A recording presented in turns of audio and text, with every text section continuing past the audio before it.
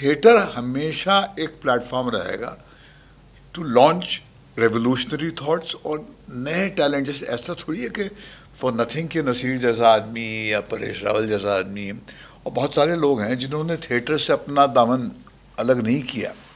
तो जैसे अभी द एलिफेंट विस्परर्स ऑस्कर में गई, तो कितने साधारण लोगों की दास्तान है, मगर वहाँ कोई कैमरा लेके जाए तो अच्छी कहानी आपको झंझोड़ती है, बिल्कुल आपको जगाती है, क्योंकि इतना फिक्शन बन रहा है, इतनी मैन्युफैक्चर्ड स्टोरीज है। हम भी उसी क्षेत्र से हैं, सपने बुनना तो हमारा पेशा रोजगार रहा है।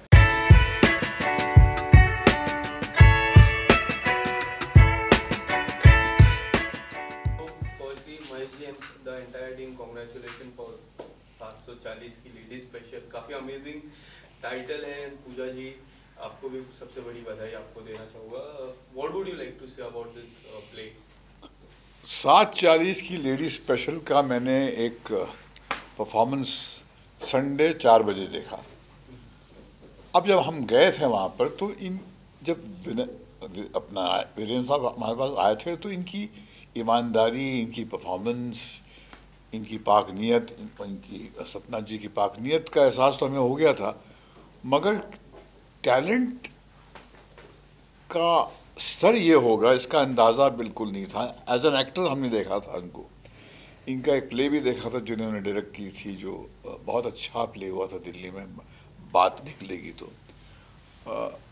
मगर जब हम 4 बजे वहाँ गए और ये बिना चाय पिए हमने वो प्ले, मैंने कहा शुरू करो, तो ये बिल्कुल सच बात है कि पहले सीन में ही आपकी आंखें नम हो जाती हैं। क्या होता है एक सच्ची कहानी में जो आपको झंझोड़ती है? अच्छी कहानी आपको झंझोड़ती है, बिल्कुल आपको जगाती है, क्योंकि इतना फिक्शन बन रहा है, इतनी मैन्युफैक्चर्ड स्टोरीज है। हम भी उसी क्षेत्र से हैं, सपने बुनना तो हमारा पेशा रोजगार रहा है, मगर जब एक सही रियल ज़िंदगी की तड़प आप तक पहुंचती है, खास करके ऐसी ज़िंदगी की जिसने जद्दोजहद करके एक मकाम बनाया अपने लिए, और फिर मकाम बनाकर वो कहीं पर समाज के लार्जर इश्यूज़ के बारे में सोच रही है, अपने ही बिरादरी के जो लोग हैं, जो एजेड हो जाते हैं, उनके वेलफेयर के बारे में सोच रही है। उसका जो स्तर देख के, और बिल्कुल मासूमियत है उसमें, एक बहुत ही कोई इंटेलेक्चुअल बात नहीं, बिल्कुल दिल से निकली हुई बात है। तो जब परफॉर्मेंस ख़त्म हुई 1.5 घंटे की, एक तो समझ ही नहीं आया, 1 घंटे 20 मिनट की परफॉर्मेंस थी जी सर, एक तो समझ ही नहीं आया कि 1 घंटा 20 मिनट कैसे निकल गया। देखिए, अटेंशन डेफिसिट दौर में जीते हैं, हर 5 मिनट में कम मोबाइल को देखते हैं, मैसेज आते हैं, और हम तो ट्रेलर भी नहीं दे सकते अगर उसमें बात नहीं होती, 1 मिनट का ट्रेलर। मगर ये 1 घंटा 20 मिनट इस प्ले ने बिना लाइटिंग के कमाल के, ना साउंड एकूस्टिक्स का कुछ प्रभाव पड़ रहा था आप पे, प्योर रॉ फेल्ट इमोशंस, और एमेचर ग्रुप था, सिंसियर, मगर इतनी ओवर पावरिंग ईमानदारी थी इस प्ले में। तो मैंने कहा क्रांति ऐसी ही घटती है, छोटे से कमरे में कुछ ईमानदार लोग मिलते हैं और अपनी दिल की बात जैसे वो जीते हैं वो कहते हैं। तो मैं जब प्ले ख़त्म हुआ तो मैं कुछ देर कुछ बोल ही नहीं सका, तो सब बैठे रहे, देखते रहे, पता नहीं क्या बोलेगा ये। तो मैंने सबसे पहला जो काम किया था, मैंने इसका हाथ पकड़ा, और जब मैंने इसका हाथ पकड़ा तो एक जेस्चर से हमारी 80% कम्युनिकेशन जो होता है वो बॉडी लैंग्वेज से ही होती है ना। तो बॉडी लैंग्वेज से ये पूरा जो अपना स्टाकास जो वहाँ पर थे, बिल्कुल they were watching the my response with held breath कि क्या रिस्पॉन्स होने वाला है इस आदमी का।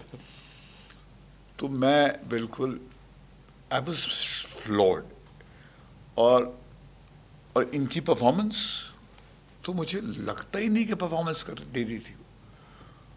और everyone, each and everyone was ईमानदारी टू द कॉर। आप किसी को फॉल्ट कर सकते हैं कि शायद वो टैलेंट का स्तर इतना नहीं है, मगर जितना जेब में था सब निकाल के दे दिया। तो आज के दौर में कुछ देने वाले जो है ना कम मिलते हैं। जो आपको परफॉर्मेंस दिखाता है वो आपसे तालियां बटोरना चाहता है या आपके जेब में हाथ डाल के कुछ पैसे निकालना चाहता है। ये बहुत ईमानदार प्ले है और इसकी पाक नीयत और इसकी एक इंटेग्रिटी इसकी पहचान है, जिस तरह वो सेंट्रल कैरेक्टर की ज़िंदगी में जिसके पर आधारित है।